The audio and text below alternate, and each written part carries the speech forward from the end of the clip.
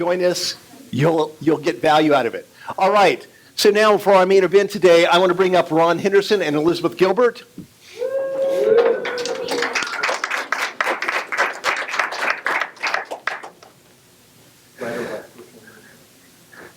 And who would like to be mic'd this way, and who would like to hold a mic? All right. So put that somewhere.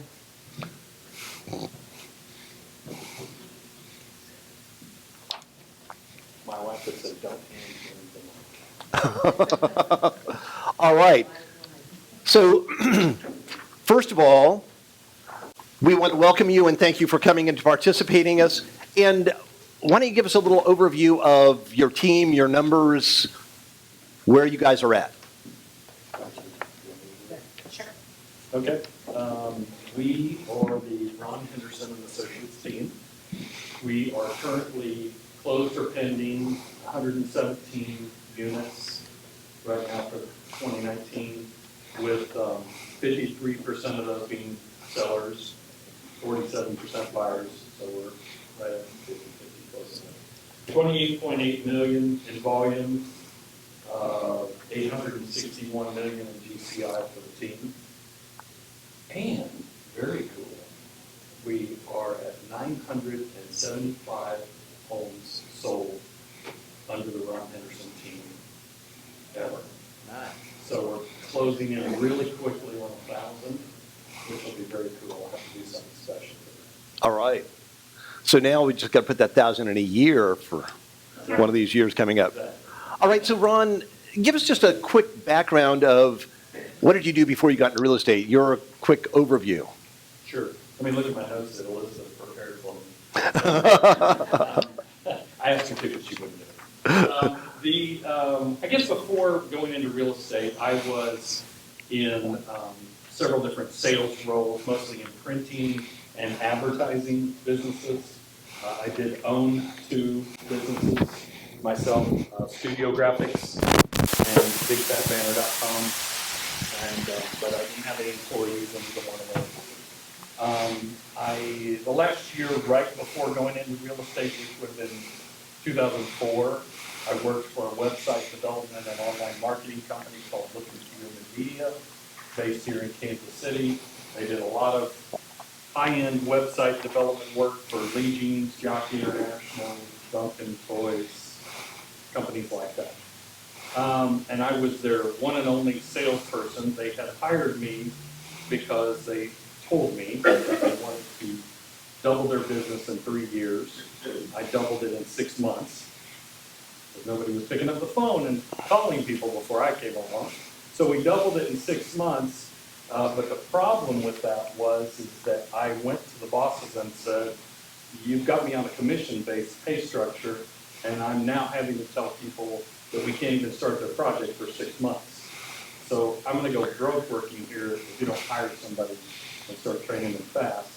And they said, we'll get back to you on that, which I knew at that point.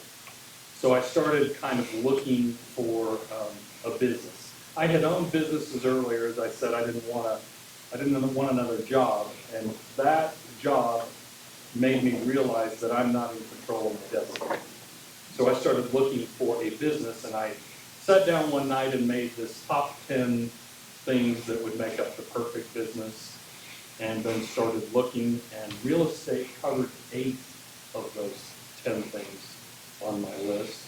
And so I decided to go into real estate and get my license at the beginning of 2005.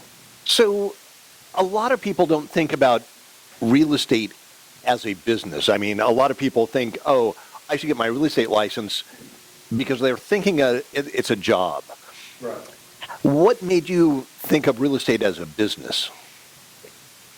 Because I'd already owned businesses before, so I was just looking at it from that perspective. I wanted things on the list that were like, I didn't want to have to hire high-end, high-paid technical people that had college degrees, because I knew I was going to have to pay them hundreds of thousands of dollars a year. I didn't want to be locked into a location that was very expensive.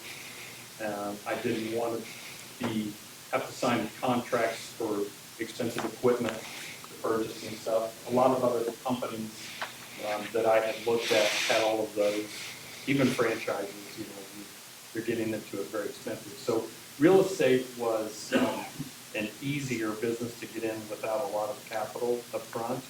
And I knew that, I thought anyway, that I could, there was high commission structure, so I thought I could make money fast. Somebody forgot to tell me I was getting in at the height of the market in 2005 though, and that the market was about ready to take a big nosedive. But I just looked at it differently. And then when I interviewed here, I actually interviewed to work on a team every night. Dan Dirk, who is no longer in business because I didn't go to work on his team. Well, that goes without question. I mean, but I was going to be a buyer's agent for Dan's team because I knew that it was going to take some time to learn the business, and I could just get there faster working on the team. So then I ran into Brian Hill at the gym, and Brian convinced me to come over and speak to the team leader at Keller Williams, and I literally did it that afternoon, and she handed me the Millionaire Real Estate Agent. Told me a little bit about it. I read the book twice, really quickly. Not sure to this day I've ever read a book that fast. And it just made sense to me. That's what I was looking for. So I knew that Keller Williams was the place to go because they already understood that. okay. All right. So Elizabeth, give us a little bit of background. Before you went to work for Ron, what did you do? I got my degree in teaching, and I taught high school, middle school, high school for 3 years. Found out kids were not my thing, and went into apartment leasing, and the manager there became a buyer's agent on a team at Keller Williams, and that was Carolyn Geiger. And then the team owner at that time had some health problems. Carolyn bought the team from her. The down market hit, and my job as an EA was in peril because there weren't as many transactions, so I wasn't really needed as much. So the genius in me said, "Go be a buyer's agent." There's all these leads that haven't been called. That lasted 8 months, and I drained my savings account. Horrible buyer's agent, and then one started looking for an assistant. Aren't you looking for an assistant? He's like, why, you know somebody? I'm like, yeah, me. He's like, what? And so that's how we ended up getting together. So, I mean, so give us a little bit more on that. On Ron, what were you looking for, and what were you looking? How did that? Well, let me start by saying I made a huge mistake in getting my wife to quit her good graphic design job and come work for me. So don't do that. It's not against it. My wife was just the wrong fit for that role.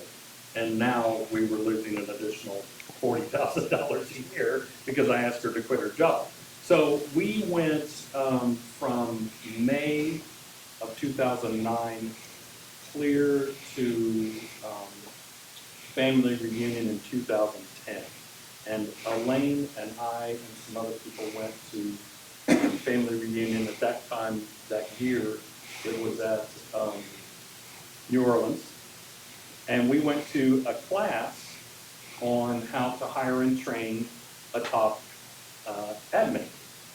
And so we sat through that class, and I had been telling Elaine that I need her to work more, and she wanted to work less, and I just didn't understand why that was, and it was becoming to realize the wheels were coming off the bus, and she just wasn't a good fit for that. So we sat through this hour and 15, 20, 30-minute class and walked out of there, and Elaine said, we have to hire you some real help. I'm not the person for that job. I can't do those things that those top, AEs are doing. And I was like, wow, okay, that was worth the trip to family reunion right there. And so as soon as we got back, now keep in mind, this is 2010. Although it's the down market, I had 25 active listings that I was holding. And it was me and Elaine. And that was, I guess, Christina was working with us at that time. So Elaine started looking, and she put the word out to replace herself. And Elizabeth found out and came to me at that point. And how we got together. It's a little more background. So give us a little about the interview process, about did you follow the career visioning process? Did Well, at that time, I don't know the career visioning, or what was it? recruit select? I had never gone to it. Here was basically the hiring process. I said to Elizabeth, I don't know what you need. I don't even know how to pay you or what to pay you. Tell me what you need. And we worked out a dollar figure, and then day one, the hiring and training consisted of, I don't know even how to train you. And again, I got 25 active listings on the market, and I got buyers calling all over the place. And I said, what do you need? And Elizabeth goes, well, first I need your credit card. And so she took my credit card and bought a bunch of office supplies. 2 days later, a whole bunch of office supplies showed up from in Amazon boxes. And she just took over. And I said to her, I don't know what to tell you. I don't know how to train you, which is definitely not the way to do it. I got lucky that Elizabeth had been trained at a very high level by another team. If you're starting from scratch, that's not going to work. And I will tell you, I did go through Recruit Select. My first team put me through that process. I ran MREA before I was hired, as a requirement to being hired. And I fell in love with that vision too. So, Elizabeth, why did you go to work for him? I mean, he did not paint an overly... Because he was having success. And Okay. This first year, I saw him come in. Like, I was already, at Keller Williams. And he started, and I saw him in all the classes. I saw him in the office every single day. He went to work. And that was something that I knew I needed a leader who was going to come to work every day. Okay. And that's pretty much it. That was his style, his mannerisms. I love to have fun at work, even though I'm a workaholic. I need someone like him to balance me out and go, okay, this isn't just nose to the grindstone every day. You gotta have some fun. And I do love to laugh. I love to, but I'm not the joke maker. I'm the one that will laugh at all your funny jokes. Okay. That's what this works I really for. think that's why we work well. Because I like to make jokes and she laughs at my jokes, and so I like her for that. So it does seem like you guys have had a very successful relationship. So I'd love to hear from each of you. What do you think the 3 keys to your successful relationship have been? From the very beginning, I think one of the keys was that I told Elizabeth, you're in charge. Like, you're in charge of the admin side. Pretty quickly after that, I'd say in the first 6 months to a year, we made this transition to me telling her, you're in charge of the business. It went from just the admin to the business, where I just came from the advertising world where somebody else ran the company and I'm in sales and I just want to be in sales and I want to be in front of people. I didn't really want to run the business, so I just gave that over to her. And it wasn't by accident. We were clear about that. And so when we really hired the first true buyer's agent that was the right fit, Scott Harmon, I sat Scott down day one and I said, Elizabeth's in charge. If she tells you to do something, you jump. I mean, seriously. And he was like, oh, okay. I mean, he'd been in sales too, so that's the way it was. And I think that's been the biggest thing, is that I recognize her talent and I give her complete control to run the business. And when I'm gone, the business sometimes runs better. But, she knows exactly what to do. She knows what I want, and she could run it with that. So, Elizabeth, I'd love to... How did you figure that out? And when he says you're in charge and you really don't know what to do, how did you proceed? So I'm a when in Rome type of person. So anytime I join a new situation or start a new relationship or go into business with someone, I'm very observational. I like to see how you work. I like to see what you say, how you react to things, your decision-making process. Not just what the decision was, but how you came to that decision. I observed all of that for a good 6 months. And then once I knew how he worked, I could take that information and incorporate that into how I think. And so now we often, when there's a decision to be made, I'll say, this is what I'm thinking. And he's like, yep, sounds good, go do it. We think so much alike now, but that came because we sat in the same room for 6 months. Before we moved, it was just hearing him on the phone with expired listings. You know, again, spending the time with him, and then him training me on his business processes. So that if one day I ever want to take over his job as CEO, he's already taught me how to do that. Because I know how he wants the business run, I know how he would react to things, and I could just step in pretty seamlessly and take over if he ever chooses to let that go. So as you were watching him, did you have a process? Were you taking notes? How did you figure that out? I mean, give us a little bit more, because to me it's like as people are listening, trying to duplicate this, Yeah. it's a little vague. So It's a lot of note to self. So when something would go wrong, Ron's method of handling that is make the client happy.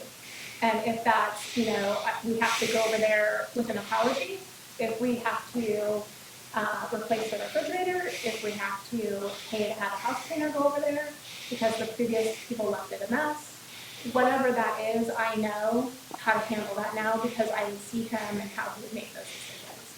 So it was just like that. Okay, note this off. This is how Ron handles that. And did I keep a notebook of that? No, it's more in my head, which is the wrong place to keep it. But all right. that's pretty much it. I got it. And Ron, what gave you the confidence in Elizabeth to sort of just say you're in charge? Well, I mean, there was a certain point at which I was so busy I just couldn't be in charge. You know, when you're holding 25 to 30 active listings on the market at a time, your phone is ringing off the hook with buyers and sellers and everything else. So you just don't have time to be in charge. So she would just clean stuff up, and I would maybe come back in from a couple of listing appointments, and she would tell me what she did, and I would go, great, okay. So that way I didn't have to worry about what she was doing. She would tell me.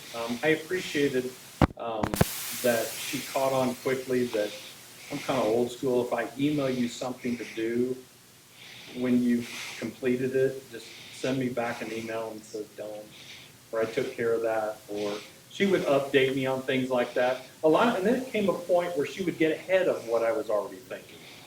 Now we're really just in sync that way.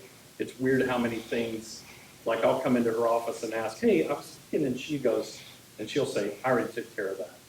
You know, it's just something that we were both in sync on she saw that it needed to be done, and she just took care of it. So I kind of let go of the control that way and just let her handle it. So as we're listening to you, I'm thinking you guys must be angelic people that have, never a harsh word, never a mistake, anything else. And it's great to talk about success, but during this process, I'd love to know what were some of the worst moments? What were the hard moments? I mean, when you thought about firing Elizabeth, or Elizabeth thought about leaving. Well, that's never come up. I had to think about this question. I appreciated it ahead of time. Elizabeth and I, sometimes I just say we just got lucky, because even though we're two different personalities, we just work well together. We, for whatever reason, we're in sync. The only thing about Elizabeth, and This doesn't drive me crazy. She's very direct.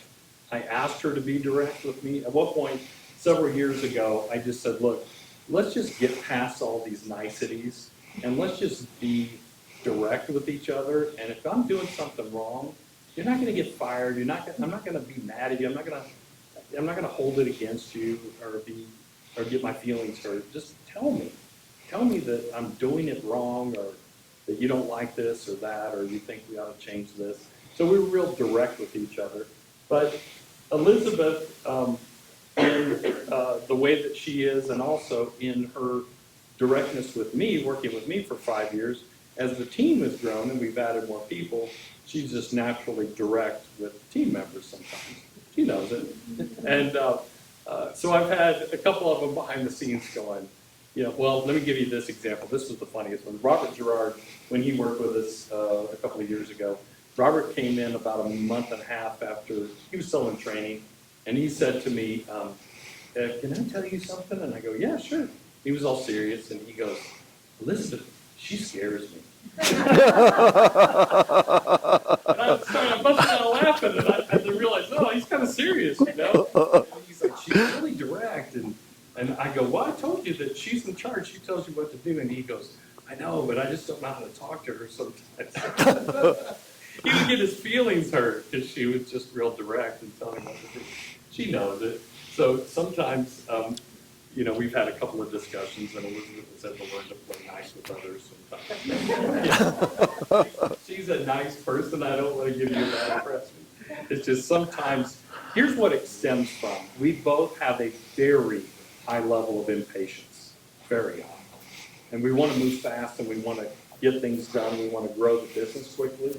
And so somebody that is sometimes goofing around gets blasted.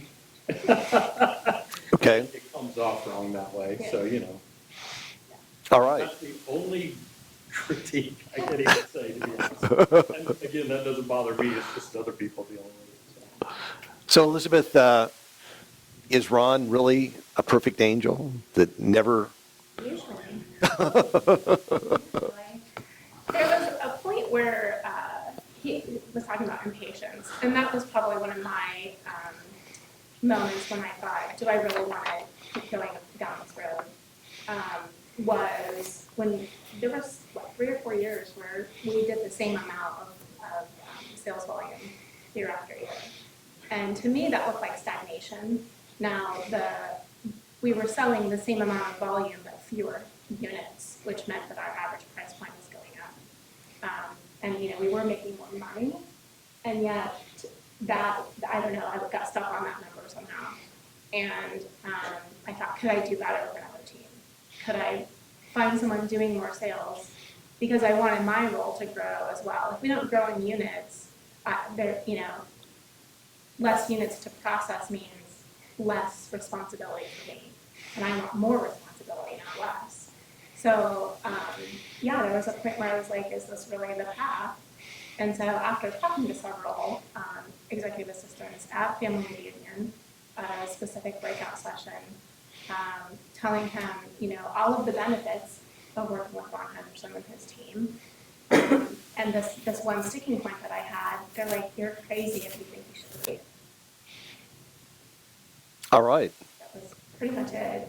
So, and that was the point where I'm like, okay, well, I do realize how good I have it. I do recognize that. It was just one of those, and they're like, you'll get there. You have the right leader. You just need to do a little bit of different pushing. And so that's kind of how we got to where we're at now. And we're breaking through this year. New record. New records. So tell us about how this directness and open communication evolved. I don't know. I think she was. That was, like I said, that was the point where I had just started working for him, and I had a vacation planned either before I started working with him. I usually take vacation when my husband does, and so he had already had vacation planned, and so I was planning to be off for a week. And this was probably about 3 or 4 months into us working together. And so Ron's like, okay, well, what do we need to do to prepare while you're on vacation? What do I need to handle for you?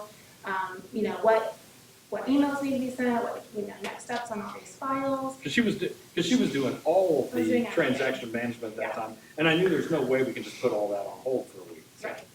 And so I kept saying, you know what, Ron, just put it on my desk. If it's in my email, you know, I'll get it when I get back, but if there's any paperwork, just leave it on my desk. I'll do it when I come in the next Monday. And he's like, are you sure? That's gonna be a lot of work. That's gonna be overwhelming. I don't know. He's like, I'll just take care of that for you. I'm like, no, just put it on my desk. It'll be You see where fine. she's going with it. I was being very, very nice. And Yeah. what I realized later, which is what he said, was, okay, wait, I think what you're trying to tell me is I shouldn't touch it because I'm gonna mess it up. Yeah. And you don't wanna come back to a bigger mess than if I would just leave it alone. I'm like, yes, please, don't touch anything. So that's the point where I just said, you know what, can we get past all these niceties and just, like, seriously, let's just be honest with each other. If you don't want me to touch something, just say, don't touch it, you're gonna screw this up. You know, I said, I'm not gonna be offended by that. And it was just like, you know, because I didn't want her to come back to this huge inbox of stuff. And what I didn't realize is that it was gonna cost her twice as much time if I put my hands on half of that stuff.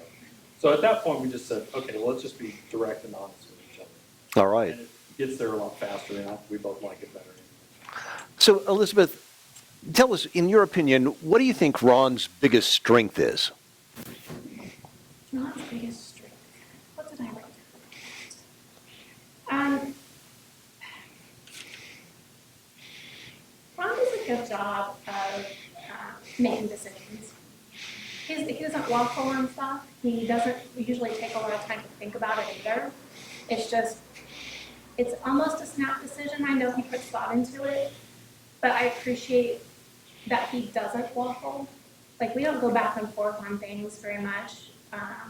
Maybe a 5 or 10 minute discussion sometimes if he's really not sure on something.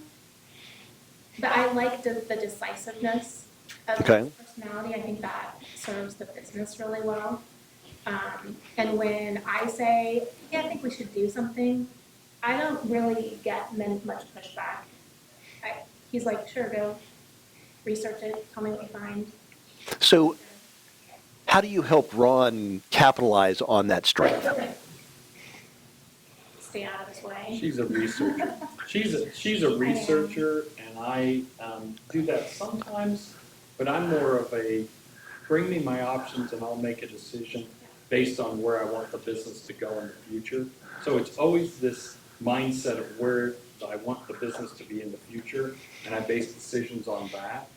And but if I know that I've asked her to do something, I know she'll research it a lot. So you don't have to do it that way. to me, this is a very important thing because you're making decisions, you're researching it. So give us an example of something you might have researched and what options or what you would tell Ron. Before I forget, if you haven't read the book Rocket Fuel, that's us. He wrote the book about us. Okay. That's a great book to read if you're an admin or you're a lead agent. We read that book and was just like, oh my gosh, he wrote this book about us. So. As far as researching things, I think I make a lot of notes for the future. So when I come across something that I really like, but we're not ready for that yet, I back burner that, and then when the time is right, I'll pull that out. So it's almost like I've already pre-researched stuff we need for the future because I'm very forward-thinking. So that when we decided to do some Facebook advertising, I know that's not my strength. I'm not a marketer as far as knowing algorithms and what exactly to put out on Facebook. But I knew who I wanted to use when it came time for that. And so when we started thinking, let's talk about where else can we get leads? Well, we haven't done Facebook advertising. What would that look like? I'm like, you know what? I got a guy. And it just went right there. So it sounds like you're sort of forward thinking, anticipating where things are going in advance. I think we both do that. I think one of the things that helps her is that I share that with her. Is that we just went over a 5-year plan, and she said, I want to see what you have written down. And so we figured out forward how many agents we have to hire, and what do we have to do, what does the budgets look like, that kind of thing. So I share my vision with her, and then she researches and bases decisions based on that. So. All right. So, Elizabeth, what do you think Ron's biggest weakness is? He's way too optimistic. Way too optimistic. I often play devil's advocate because I know things, he has a vision of how it's going to work out, and I'm like, that's not what you think it is. So just to give you a funny example, he's optimistic. He thinks the rest of the world revolves around him. So when he's walking down the sidewalk, texting on his phone, and he's about to step out into traffic, I have to do the mom hold back. He did save my life once. Yeah. True story. At a very, very busy intersection, she held me back with her bionic arm from getting killed by a car racing by us. You get a pay raise after that? Yeah, exactly. He's just, and that is good for me because I'm like way on the opposite side. I'm totally pessimistic. So when he keeps saying, "Don't worry, we'll get there," I believe him about 75%. But that's way more than I believe. We have this myself. joke in the team, everything works out in Ron's world. We've been saying that for years, and it usually does. That's what's funny. It's like, Maddening. I know, because I'll go, hey, this is a tough deal, but it's gonna all work out. I need to know the how, and he just has the belief Yeah, that it's going to work out, and dang it, it does. I know, and then I go, hey, I told you. Yeah. All right. So, how do you deal with his positiveness when you're thinking it's never going to work? I make contingency plans. I have backup plans for backup plans. Okay. And because I know what's going to happen if it doesn't work out, that I can just put that plan into place and it will be fine. And yet, 90% of the time it works out. All right. So, Ron, tell us, what do you think Elizabeth's biggest strength is as an admin? Pretty much all the stuff we just talked about. Her being able to take my vision and implement it, that's her biggest strength. She's really good at that. I will say this, she's become a really good coach. Years ago, and this is something that I think surprises a lot of top agents up, but I'll tell this story quickly. Years ago, Elizabeth was frustrated because she felt like there were no coaching, specifically she named MAPS, didn't really have coaching for admins. We talked about the Monica Reynolds at the time, and I said, yeah, but it's not really, she just tells you what to do. She doesn't really coach you.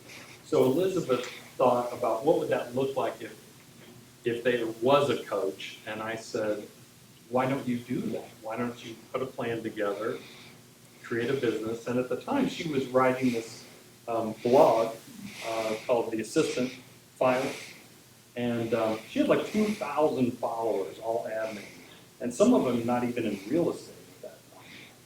So she put a plan together, showed it to me, and said what she thought she could do with that. And I said, you need to get the money from the lead agent, not the admin. And we talked it through, and I said, well, how would you work this all out? She said, well, I'm not really sure, because I don't know about working nights and weekends. And I said, why would you be working nights and weekends? And she gave me this look and said, well, you don't want me to do that during the day, do you? And I said, why not?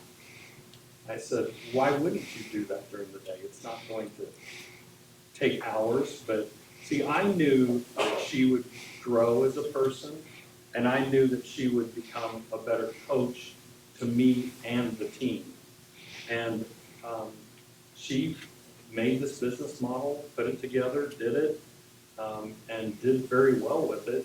And now she's working for Christy on her team as a admin coach. And we could go to family reunion today and nobody would know who Ron Henderson is, but there would be girls that would come screaming out of the, oh my God, It's Elizabeth Gilbert.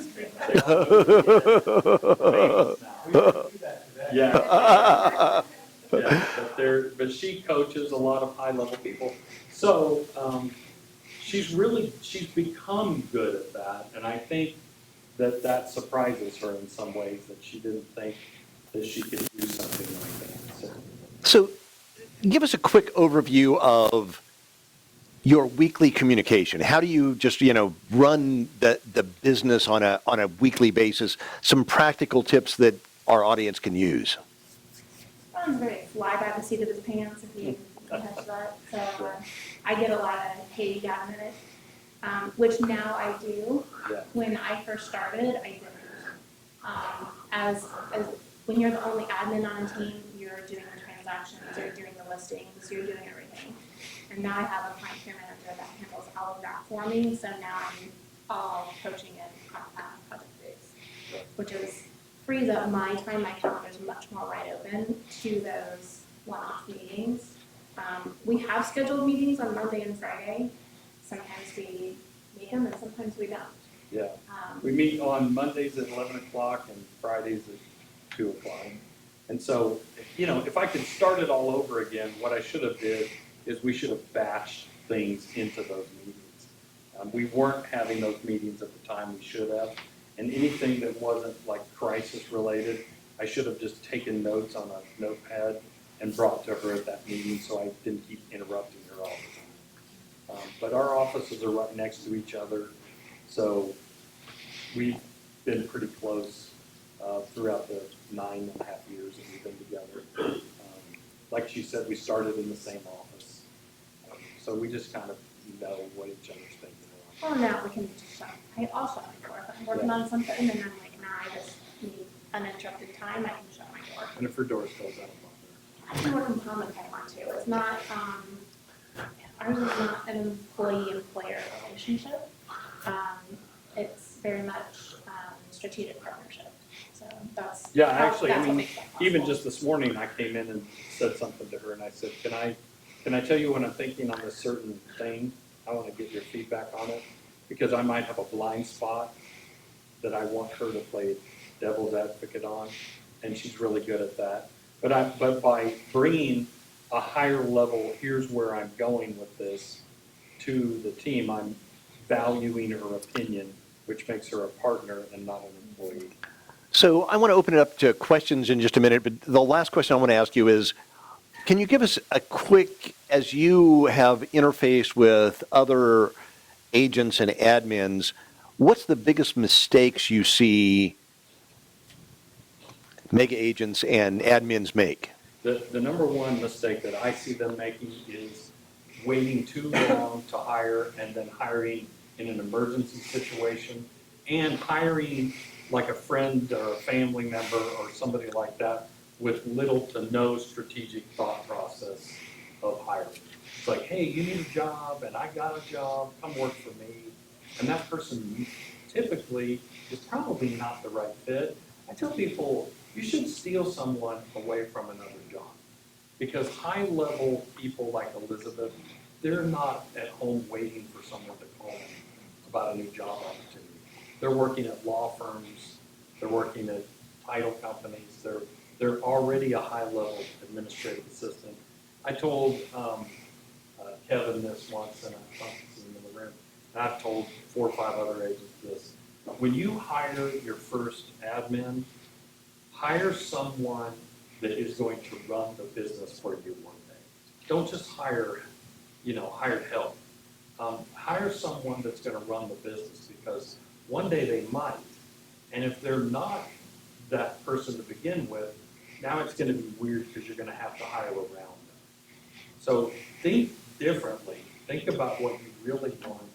Don't hire an admin, hire someone to run your business. Now, you're going to have to pay that person better than you would. But that's the number one mistake I see. How about you, Elizabeth? Well, I'll piggyback on that.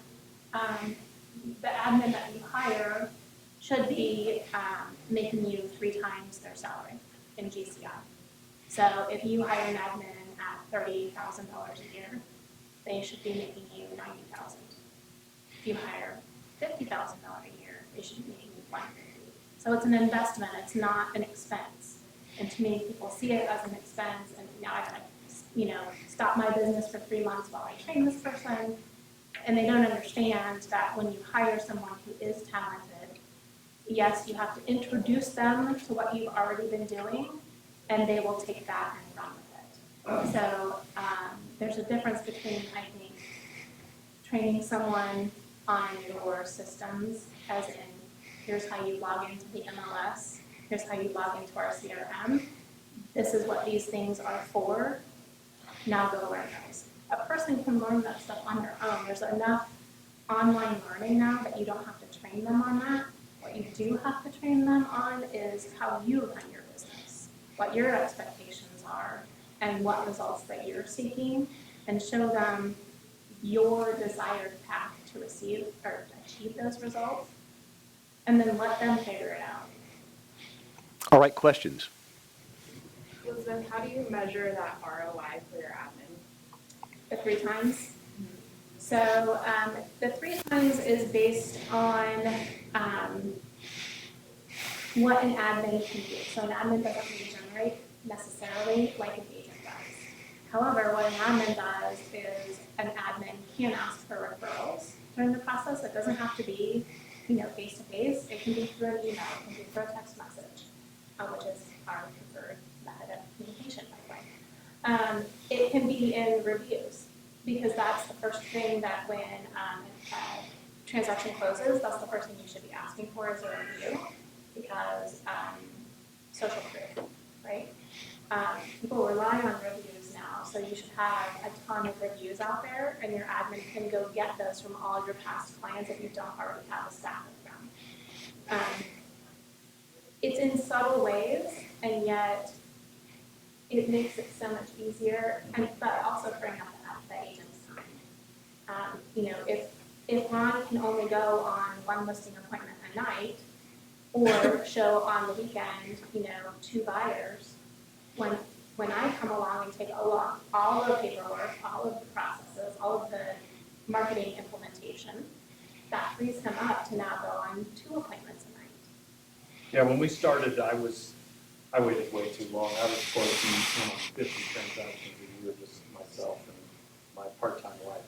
And so, as the admin, so when Elizabeth came to the team, like literally, we immediately jumped to like 75 or 80 that first year she started working.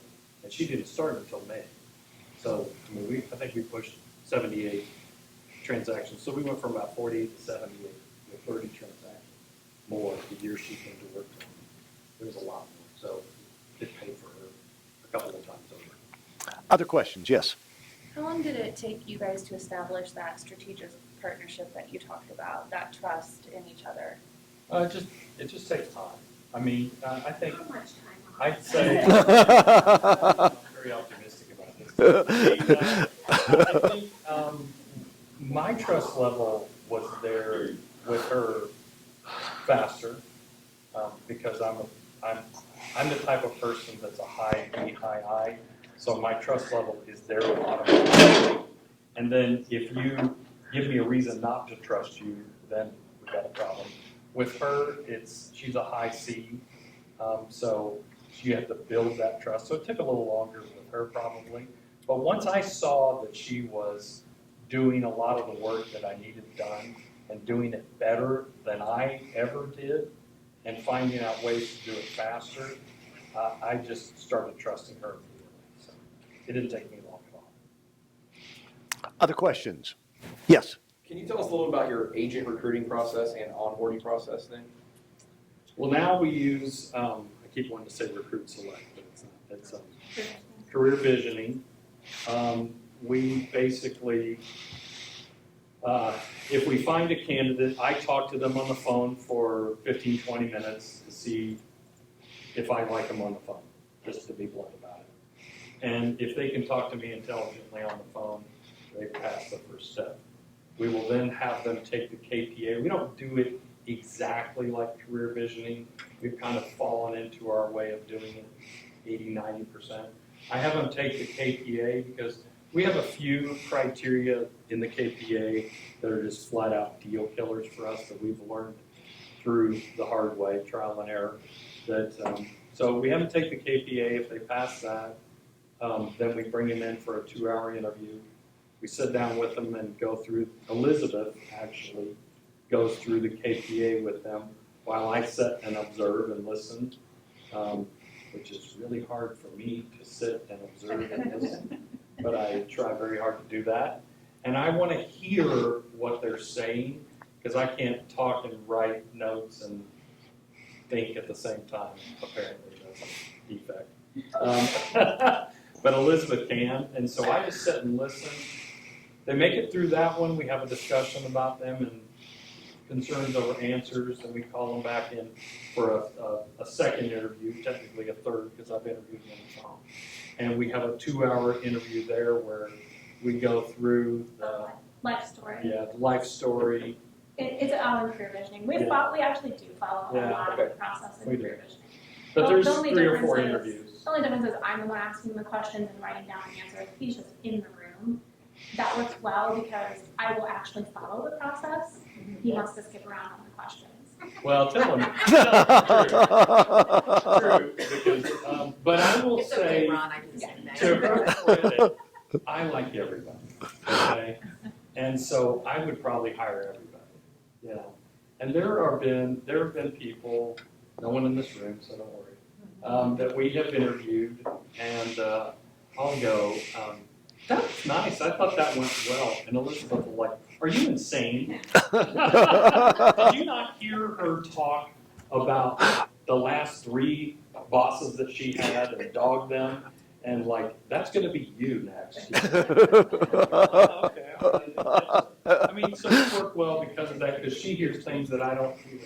And there have been some times, there are people on the team now that I would just be like, you know what, this is really gonna work out well.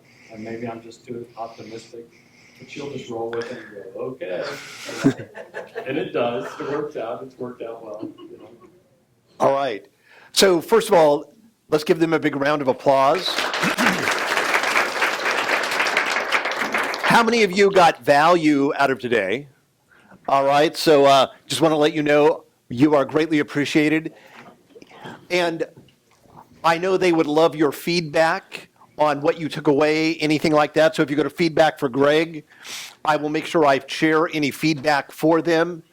Any quick bucket filling that we have in the last couple of minutes here? Yes. Well, I was out of town for a week, and Angel really took the bull by the horns and got everything done for an extremely busy week. And also Ben Bond showed the fire for me, just on the, like quickly. All right. So I appreciate it. Anybody else? Quick bucket filling. I want to fill Don's bucket. Great broker minute today. Some interesting topics to think about.